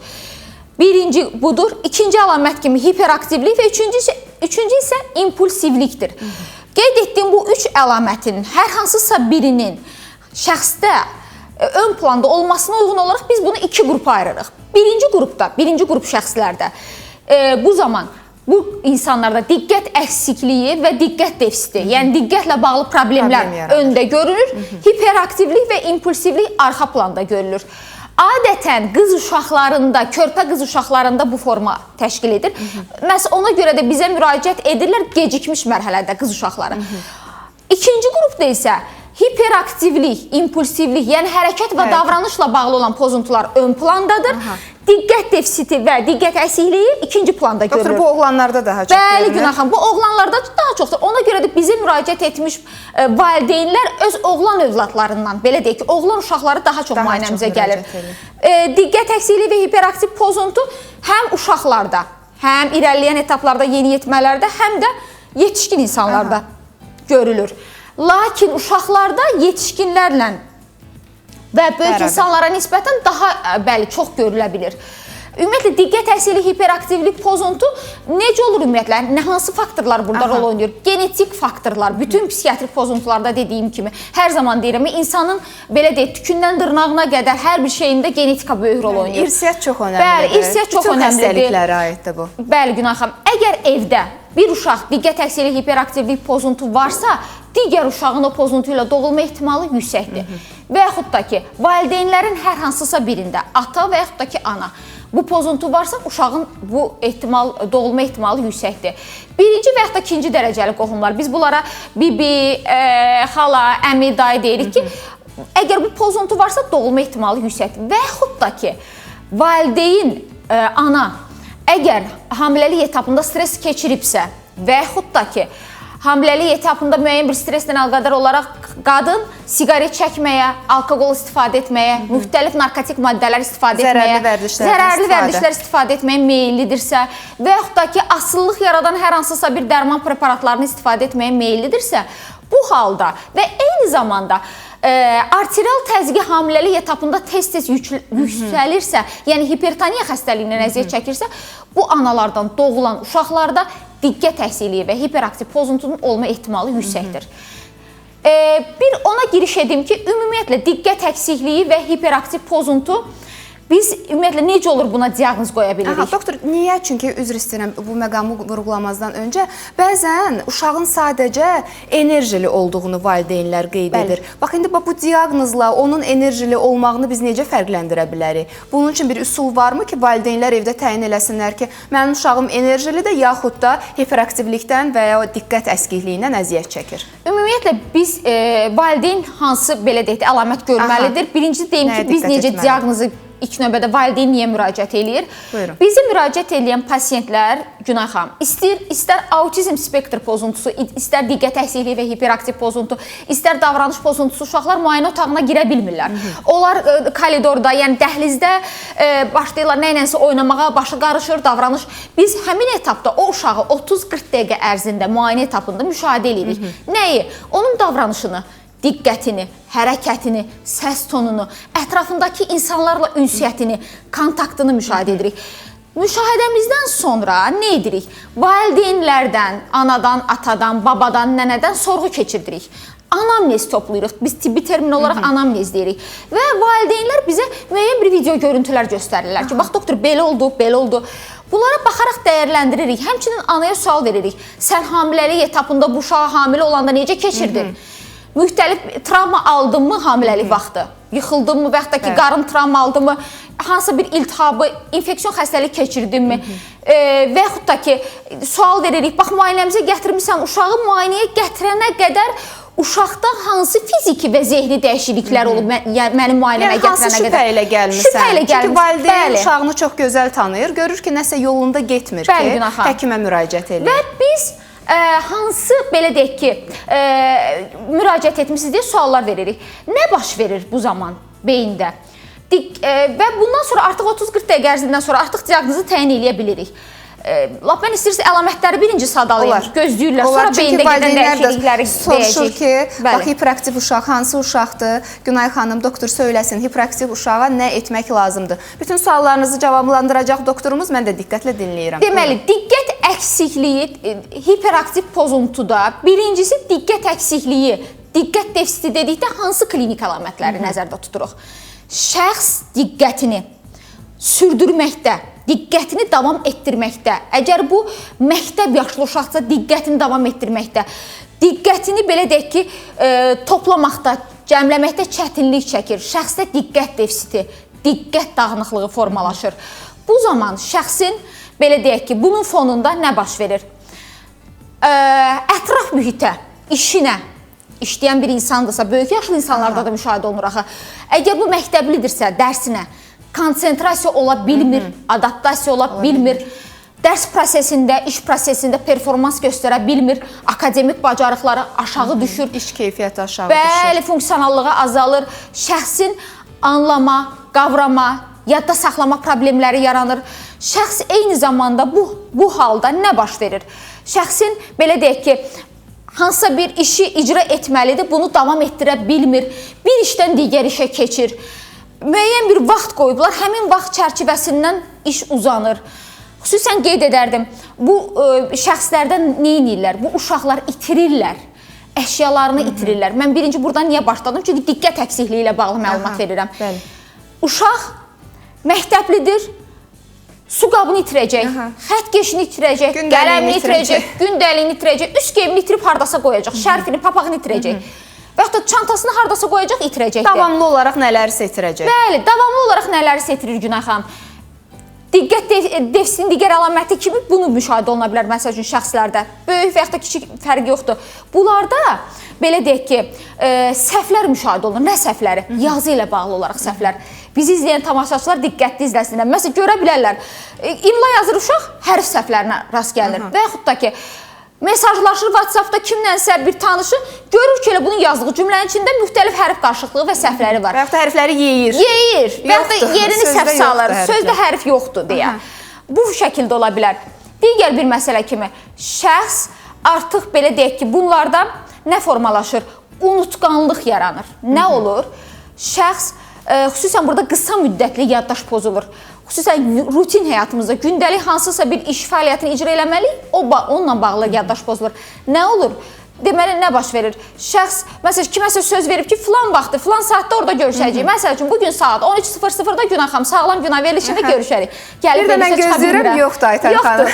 Bəli, diqqət defisiti fonunda mən heç onu unuduram. Tamam unutmuşam. Tamam unutmuş oluram.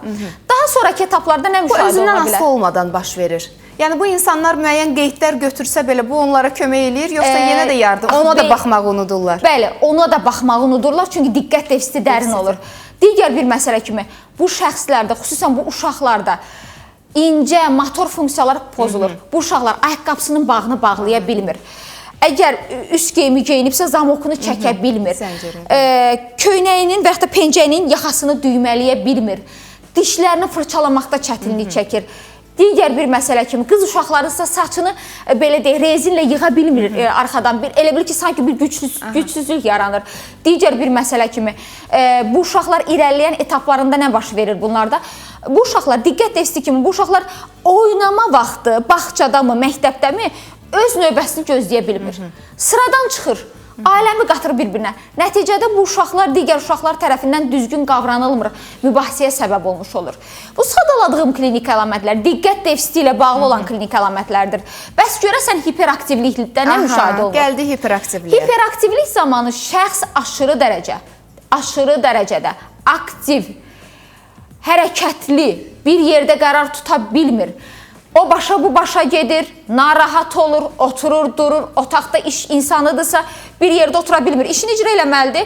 Günah xanım, tutalım ki, məndə hiperaktivlik var, mən indi otura bilməyəcəm burada, duracam, biraz o kameraya doğru gedəcəm, qaydacam, bu formada.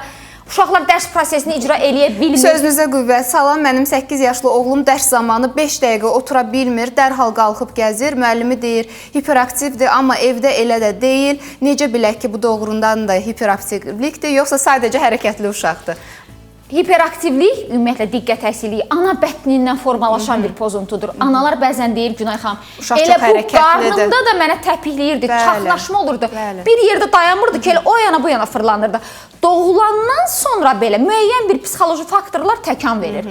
Yəni bu doğumsaldır. Nə baş verir? Daha da alovlanır. Bəli, bu uşaqlar artıq belə deyək ki, böyüdü biraz, ayağı yer açdı yeriməyə. 2 yaşı var, yeriyir artıq. Uşaqlar nə edirlər? Anasının əlindən qaçırlar, yola qaçırlar. Maşının üzərinə atırlar özünü.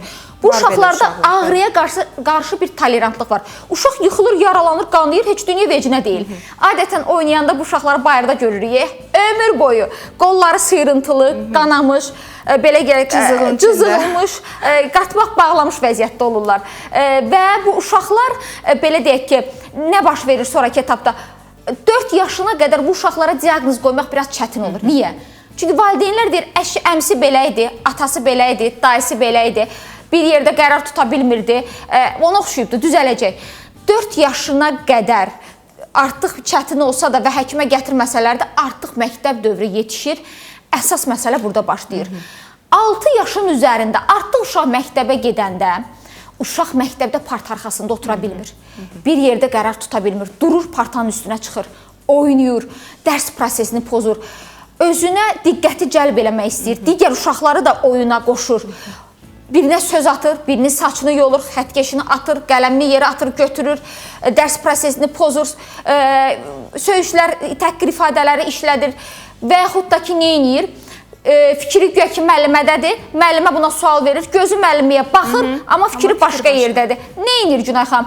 Axşam bir cizgi filminə və yaxud da ki, kinoya baxıbsa, bir obrazın xatirində qalıb, müəlliməyə belə baxır, fikrə gedib. Hələ oradadır. Hələ oradadır, amma müəllimənin saçına baxır, müəllimənin dodaq boyasına baxır, əlində üzüklərinə baxır, əl jestlərinə baxır, hərəkətlərinə baxır. Müəllimə qayıdıb buna sual verdikdə, sualı fikirləşə bilmir, çünki diqqəti dağınıqdır, fikri burada deyil. Bu uşaqlar irəliləyən etaplarında artıq valideynlər arasında da bir söz-söhbətə səbəb olur. Uşaqlarla münaqişəyə meyilli olur deyə. Yəni çətinliklər artıq məktəb dövründən başlayır. Bəli, məktəb dövründən başlamış olur. İrəliləyən etaplarda nə olur artıq Günay xanım? Uşaq böyüyür, yetişir, artıq 12 yaşında biz tam şəkildə diaqnozu təyin edib müalicəyə başlamalıdıq. Əgər müalicə gecikirsə, uşaq 12 yaşında nə baş vermiş olur? Nə olur? Uşaq müalicə gecikibdir. Bu uşaqlarda valideynlər nə edir? Tərbiyələndirici üsul kimi təhqir eləyirlər, küncə qoyurlar, cəzalandırırlar. Səsini kəs, səndən adam olmayacaq. Yəni valideyn başını itirir, bilmir artıq Bilmir bu uşaqla necə rəftar eləsin. Otaqdan qapını bağlayıb cəza verirlər. Nəticə etibarilə artıq bu yeniyetmədir, özünü dərk eləyir. Bu uşaqlarda özgüvən əksikliyi yaranır. Uşaqlar özlərinə qapanır. Həyatdan artıq zövq almamağa başlayır, təcrid olurlar, öz həmyaşıtları ilə ünsiyyətdən qaçınırlar, çünki hamı bunları qınayır. Bir depressiv fon formalaşır. Hadi 16-17 yaşında bir uşaq oğlanın valideyni söyləyir ki, heç kəslə danışmır, otağından bayıra çıxmaq istəmir, hətta evdən məktəbə belə getmək istəmir. Bəs 16-17 yaşında artıq o formalaşırsa nə baş verir? İrəliləyən etaplarda diqqət əksikliyi və hiperaktiv pozuntu keçir davranış pozuntusuna. Şəxsiyyət pozuntusuna. Bir müddətdən sonra bunlar çox erkən yaşda, yeniyetməli çağından artıq 13-14 yaşlarında başlayırlar siqaret çəkməyə, alkoqol istifadə edirlər. Bəli, narkotik maddələrə meyil göstərirlər ki, bir dadına tamına baxım necədir. Çünki özünü təsdiqləmək istəyir. Çünki valideyn bunu sıxışdırıb, təhqir edib, onu tərbiyələndirmək üçün cəzalar verib, bu isə özünü təsdiqləmək istəyir. Özünü belə deyək ki... Yəni valideyn bu halda bilmir nə etsin. Biz bütün məsuliyyətdə valideynlərin üzərinə yıxa bilmərik, amma bu tip problemləri görərkən bir ünvan var, həkim-psixiatr. Bəzən həkim-psixiatr deyəndə elə bilirlər ki, elə yalnız şizofren xəstələri həkim-psixiatra gedir. Xeyr, belə deyil. Elə bugün haqqında danışdığımız diqqət dağınıqlığı, həmçinin hiperaktiv pozuntu ilə də bağlı. Vaxtında uşağın o elə bir yaşında ki, doktor dedi ki, 3-4 yaşında artıq təyin etmək olur. O yaşında müraciət etsəz, erkən müayinə nəticəsində doğru diaqnoz qoyulsa, artıq yeniyetmə yaşında da övladınızla bir probleminiz yaranmayacaq. Çünki bir çox valideynlər hal-hazırda yeniyetmə dövründə olan övladları ilə problemlər yaşayırlar və deyirlər, gözləyək keçəcək. Amma keçirmi? Bəzən mən buradan efir vasitəsilə demək istəmirəm, ümumiyyətlə bu sözü dilimə gətirmək istəmirəm. Elə hallarla rastlaşırıq ki, Allah uzaq eləsin, Allah qorusun bütün balaları. Ona görə valideynlər daha həssas olmalıdırlar. Oturub gözləməkdənsə bir addım atmalıdırlar. Tam doğru dediniz, müəyyən məqamlar var, açıqlaya bilmirik. Bunlar yəni gözlənilən məqamlardır ki, çünki bizi izləyənlər arasında yeniyetmələr də var. Bəli, mən elə suallara baxıram, bir çox valideynlərin övladları hal-hazırda bu vəziyyətdədir. Çox təəssüf. Çox təəssüf ki, irəliləyən etaplarda nə olur? Bu uşaqlarda elə körpə yaşlarından, 2-3 yaşlarından etibarən yuxu pozuntusu yaranır. Bu uşaqlar gün ərzində o qədər hərəkətdə olurlar. Bağçada tərbiyəçi, məktəbdə müəllim deyir ki, bu uşaq dincəlmir də, sakitləşmir, qərar tutmur. Gün ərzində baş verən aşırı dərəcədə hərəkətlilik, aktivlik fonunda gecə yatağına uzanmaq istəmir. Bəhanələr uydurur valideynə. Acmışam, yemək istəyirəm, birazca da su ver, susuzdadım. Gedim o birisi otaqdan bir oyuncağımı götürüm, onunla yatmaq istəyirəm. Və yaxud da biraz fırlanım, iqra oynayım da, sonra yataram. Yatağına uzananda bəzən dərhal yuxuya gedirlər, bəzən də yuxuya keçdikdən sonra yenidən yuxudan oyanırlar narahat formada. Bəzi uşaqlarda, bu pozuntu olan uşaqlarda gecə enurezi, yəni sidik qaçırma problemləri yaranır. Pasiyentimdən bir örnək gətirim Günah xanım. 22 yaşında bir pasiyentim çox gecikmiş mərhələdə enurezlə müraciət etmiş olur. Bəzən utanırlar həkimə müraciət eləmək ki, mən nə deyərəm? İstənilən halda enurez varsa, onun müalicəsi də var və müalicədə tətbiq olunur, tam şəkildə vəziyyətdən çıxmış olur. Uşaq, belə deyək ki, və yaxud da ki, gənc bir insan. Yeniyetmə olsun. Bəli, yeniyetmə olsun. Daha sonraki etaplarda nə baş verir? Biraz böyüyür, inkişaf eləyir, bu artıq gəlir elə bir yaşa çatır hiperaktivliklə bağlı olaraq. Evlənmək yaxşı yetişir. Bu şəxslər, kişilər xüsusən evlənmək istəmir. Özlərini çöldə subay hesab eləyirlər. Evə də gələndə ailə mühitinə adaptasiya ola bilmirlər. Daim münaqişəyə meyilli olurlar. Nəticədə bəzən bizim ailələrimizin dağılmasına səbəb həmin o kişilərdə hiperaktivlik və diqqət dağınıqlığı olmalarıdır. Ailədə öz həyat yoldaşlarına diqqəti, qayğını yetərincə verə bilmirlər. Daim olaraq xaotik vəziyyətdə fikirləri dağınıq olurlar. Bir yerdə qərar tuta bilmirlər. Bir yerdə qərar tuta bilmirlər. Elə xəyanətə də məruz qoyurlar ailələrini adətən. Və nədən gedir söhbət? Daha sonraki etaplarda nə baş vermiş olur? İmpulsivliyə bir giriş eləyərdim. İmpulsivlik nədir? Şəxs düşünmədən qərar verir. Yəni nəticəni düşünmədən bir qərar verir. Qərar verir. Bu qərar ona ziyan vuracaq, vurmayacaq. Vurmayacaq, fərqinə varmır. Doktor, çox maraqlı bir hissədir bu impulsivliklə bağlı. Bununla da bağlı yazan izləyicilərimiz var və hiperaktivliyin və diqqət dağınıqlığının müalicə yollarını soruşan izləyicilərimizə də səslənirəm. Söylüyorsunuz ki, müalicə yolları nələrdir? Bütün bunları dəyərli həkim-psixiatrımız söyləyəcək. Doktorumuzla əlaqə nömrəsi ekranlarda 050 377 54 22 099 377 54 22 22 və söhbətimiz impulsivlikdə qaldı. Bəli. Doktor, söylədiniz ki, impulsivliyin də əlamətlərini söyləyəcəksiniz və nə olduğunu açıqlayacaqsınız. Bəli, diqqət əsirlik, hiperaktiv pozuntunun 3-cü əlaməti kimi impulsivlik var. İmpulsivlik də bu, belə deyək ki, davranışla bağlı, hərəkətlə bağlı olan pozuntudur. Bu zaman qeyd etdiyim kimi şəxs düşünmədən qərar verir, düşünmədən hərəkət edir. Bu zaman nə baş verir? Xüsusən iş həyatında görərik. Şəxsin impulsivliyi fonunda şəxs qarşısındakı insanı dinləmir. Söhbət əlaqəsi zamanı onun sözünü kəsir. Mövzuya belə deyək perpendikulyar girir. Sanki dəxilsiz olaraq mövzuya girir və mövzuya daxil olaraq həmin o hal-hazırda 1-3-4 nəfər söhbət edirsə, o mövzunu dəyişməyə çalışır. Və nəticə etibarilə bu şəxslər kənar tərəfindən məsuliyyətsiz, hövsələsiz, səbirsiz, ləng, laqeyd insan kimi qarşılanmış olur və çox negativ insan kimi belə deyək ki, qələmə verilmiş olur. Çox təəssüf.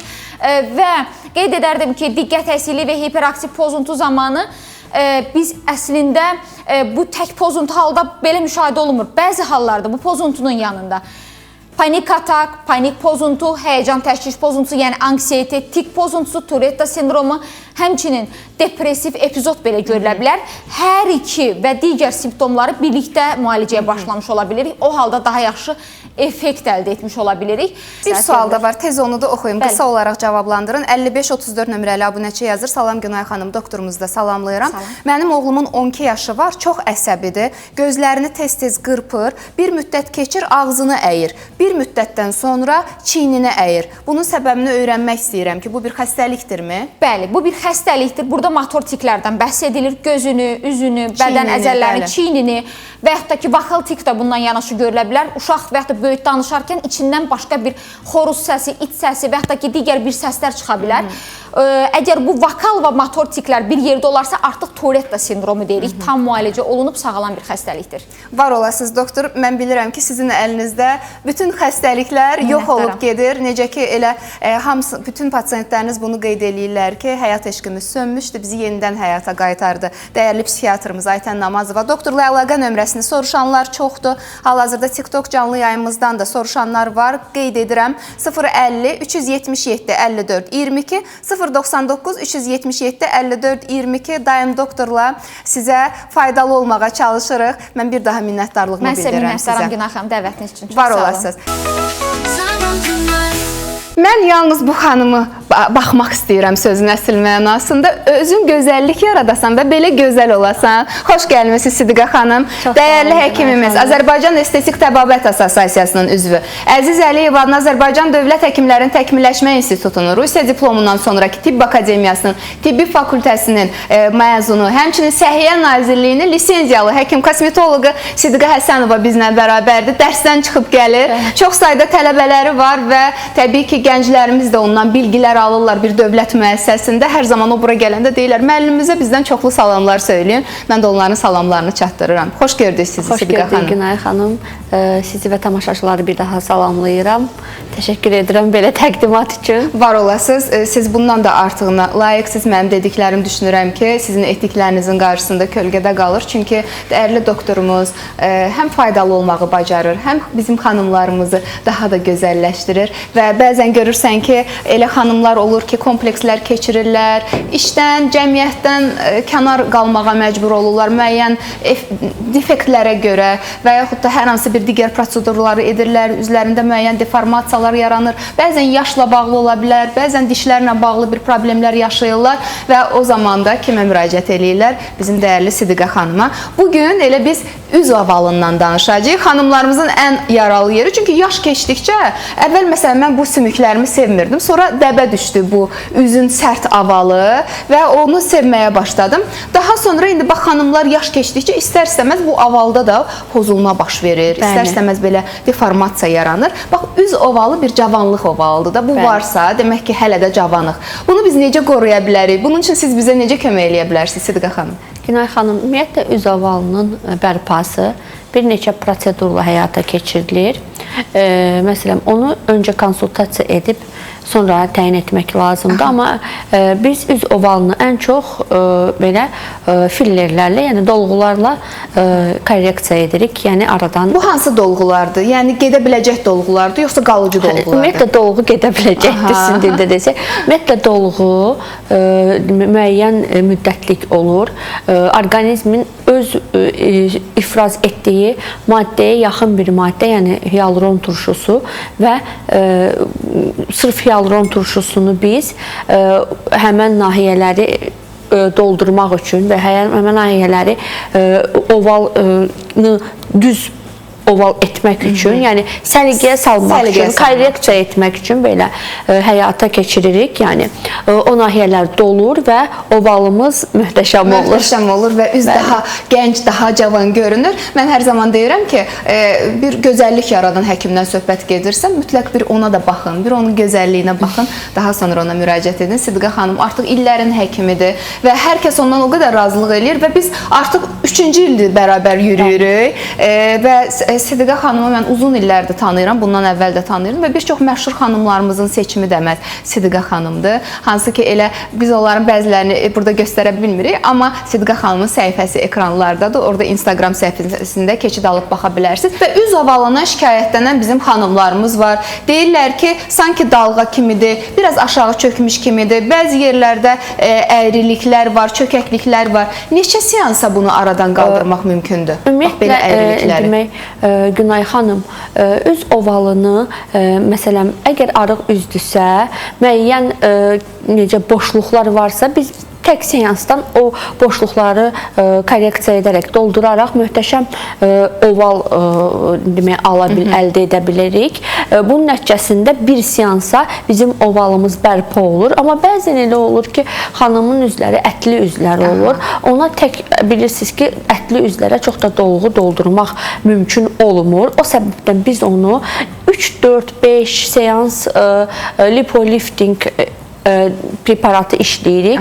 Oval özü də korreksiya olunur. Həmən o sallaq oval, yəni pi paketi çox olan oval biraz əriyir, biraz yığılır və üz ovalımız bərpa olunur. Digər qalan boşluqları isə dolğu ilə doldururuq. Yəni bu işləm biraz vaxt apara bilir. Hardasa 3, 4, 5 seans ola bilir. Amma bəzən elə üzlər olur ki, biz onu tək seansdan artıq üz ovalını bərpa edə bilirik. Mənim və elə sizin də çox sevdiyiniz bir xanım var, hansı ki uzun illərdir ki səhnədədir, müğənnidir və o bir plastik cərrahiyyə əməliyyatı keçirdi, uğursuz oldu. Yəni plastik əməliyyatı o qədər də uğurlu alınmadı. Bu haqqda efirlərdə də danışdı və onun köməyinə kim çatdı? Hər zaman sizin canınızı da oxuyur. Hər dəfə məni görəndə deyir, ay Günay, nə yaxşı Sidqə xanım var. O mənim üzümü elə vəziyyətə gətirdi ki, mən artıq efirlərə də çıxa bilirəm. Çünki elə bir kompleks hissi keçirirdi ki, artıq efirlərdə də görünə bilmirdi. Çünki üzü doğrudan da deformasiya olmuş vəziyyətdədir. Siz indi onun üzünü elə eləmişsiniz ki, sanki bir 20-30 yaş cavanlaşıb və o uğursuz plastik cərrahiyyənin izlərini də yox eləmişsiniz. Düşünürəm ki, bu xüsusi bir peşəkarlıq tələb eləyir. Üz avalı sizin əlinizdə nədir ki, maşallah, qızıl əllər Sidqə xanımda və ona müraciət eləyən, istənilən yaş qrupundan olan xanımlar gözəlləşirlər. Bizim xanımlarımız hamısı gözəldir, bunu hər zaman qeyd eləyirəm. Amma bir balaca baxıma ehtiyacı olur. Bəzən görürsən ki, yaşla əlaqədar üzdə nəsə dəyişikliklər gedir, həyat tərzimizə bağlı olaraq dəyişikliklər gedir, stresə bağlı olaraq üzdə dəyişikliklər gedir. Bu zamanda Sidqə xanım köməyə çatır və üz avalından danışırıqsa bir cavanlıq havalıdır da. Xanımlar daha çox hansı şikayətlərlə sizə müraciət edirlər? Bax, birini mən izləyicilərin dilindən oxudum. Başqa nə deyirlər? Məsələn, deyim ki, yenə deyim Günay xanım, bəzən deyirlər ki, üzümüz yorğun ifadə kimi görsənir. Üz ovalımız, yəni ümumiyyətlə düşük kimi görsənir. Sanki aşağı düşür. Aşağı, ümumiyyətlə zaman keçdikcə, demək, yerin cazibə qüvvəsi nəticəsində bizim üzümüzdəki olan pi paketləri aşağı doğru hərəkət etməyə başlayır. Və bunun nəticəsində də bizim üzümüzdə çökmələr əmələ gəlir. Çökmələrin ən əsas təsir etdiyi nahiyyə, yəni bu bir çox üzlərdə oval nahiyəsidir. Oval nahiyəsində sallaqlıq bizim üzümüzü yaşlı ifadə verir. Və bu yaşlı ifadəni biz aradan qaldıranda həm üz yorğunluğumuz aradan qalxır, həm üz ovalımız gəncləşir, cavan. Hətta deyim ki, 10 yaş gənc görsənir bizim üz simamız. Mən düşünürəm daha gənc görünür. Ötən dəfə sizin prosedur otağında bir xanım gördüm və yaşını söyləyəndə mən şok yaşadım, təəccüb yaşadım sözün əsl mənasında. Necə ola bilər? Dedi, çünki mən 19 yaşından Sidqə xanımın yanına gəlirəm. Sidqə xanımın belə gənc görünməyinə baxmayın, maşallah olsun. Hər zaman belə gözəl qalın, amma Sidqə xanım illərdir ki, bu sahədədir və adı, belə deyim, ilklər sırasındadır və elə həm də vicdanlı həkimlərimizdən biridir. Çünki heç zaman süni dolğulardan istifadə etmədi. Hətta o dəb olan vaxtı mən xatırlayıram. Xanımlar indi də onun əziyyətini çəkirlər, müxtəlif əməliyyatlara gedirlər, amma yenə tam çıxartmaq onu mümkün deyil. Amma siz onu etmədiniz. O zaman da uzaq görən oldunuz. Heç bir süni dolğudan istifadə etmədiniz. Etməmişəm, yox. Heç kimə istifadə etməmişəm. Heç bir pasiyent, heç bir yerdə bu barədə məndən şikayətçi ola bilməz. Aha, deməli, gənc bir xanımımız yazıb, 19 yaşı var və deyir ki, üzümdə asimetriya var. Bunu aradan qaldırmaq mümkündürmü? Əlbəttə mümkündür üz asimetriyasını aradan qaldırmaq.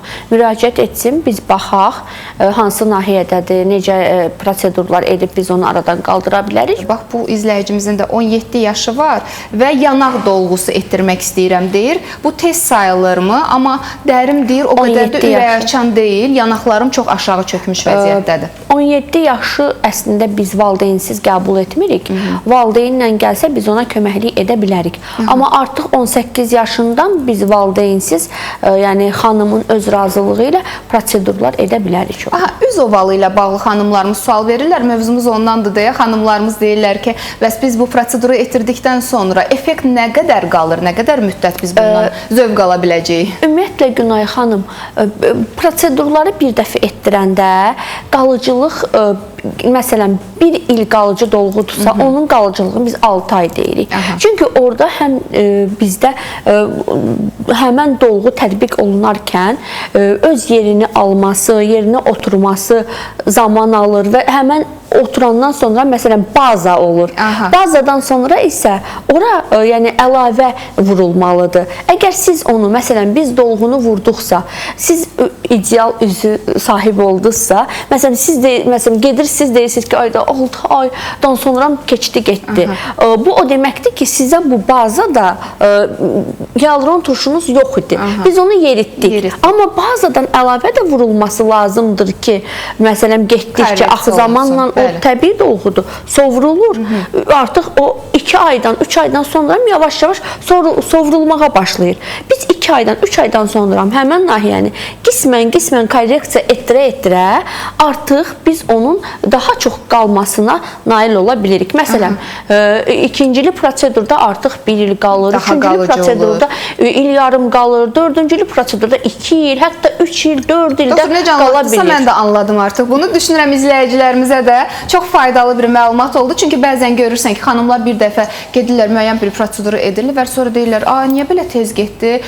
Pullarım hədər getdi. Yox, belə deyil. Yəni bunu davamlı olaraq edəndə artıq 1 ildən sonra, il yarımdan sonra daha qalıcı effekt əldə edə bilərsiniz. Sidqə xanımın nömrəsini istəyirsiniz. Deyirəm indi. 055 641 39 09 055 297 71 61 doktorumuzun əlaqə nömrəsidir və onun yepyeni bir klinikasının görüntülərini hal-hazırda ekranlarda görürsünüz və ZTN klinik, hansı ki ZTN klinik 28 may metrosunun ikinci çıxışında yerləşir. Çox rahat bir yerdədir. Azadlıq prospekti Mikayıl Rəfili küçəsi ilə kəsişmədə 25 ünvanında yerləşir. Doğrudan çox rahatdır. Elə metrodan çıxdınız, hə Sidqə xanım? Bəli, çox rahat. Metrodan çıxan kimi bəzi xanımlar məsələn deyirlər ki, bəzən məsələn də bir dəfə gələndə artıq da ay doktor necə asandır. Metrodan çıxan kimi orada yeni tikilən bina var, onun altında bizik. Bəli, ZTN klinik və daim də kampanyalarla sevindirir xanımları. Ən əsası işini bilən, ən əsası işini sevən dəyərli bir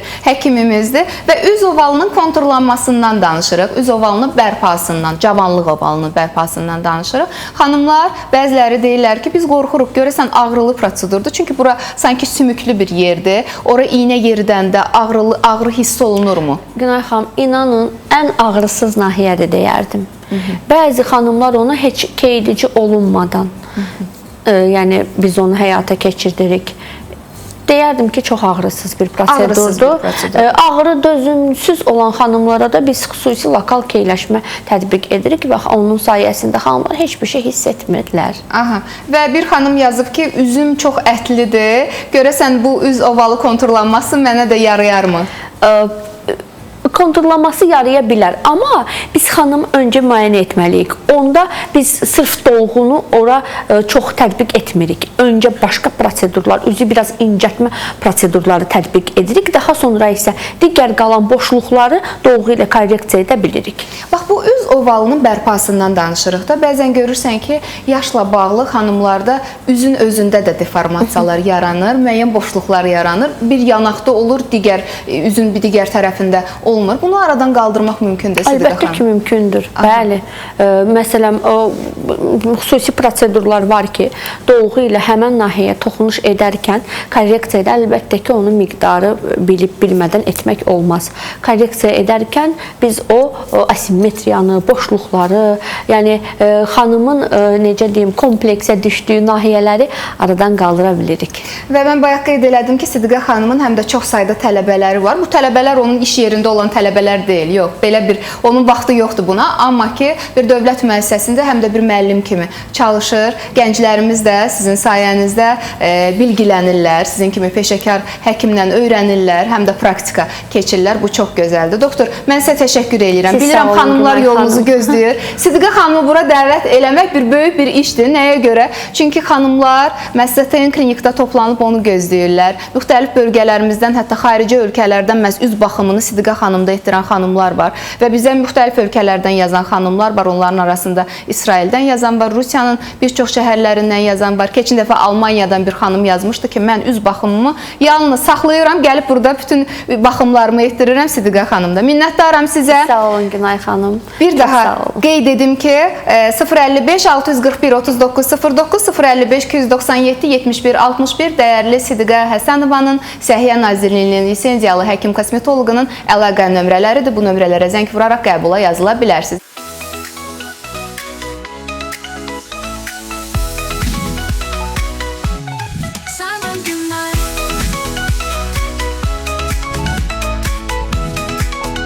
Sağlam gün, ay.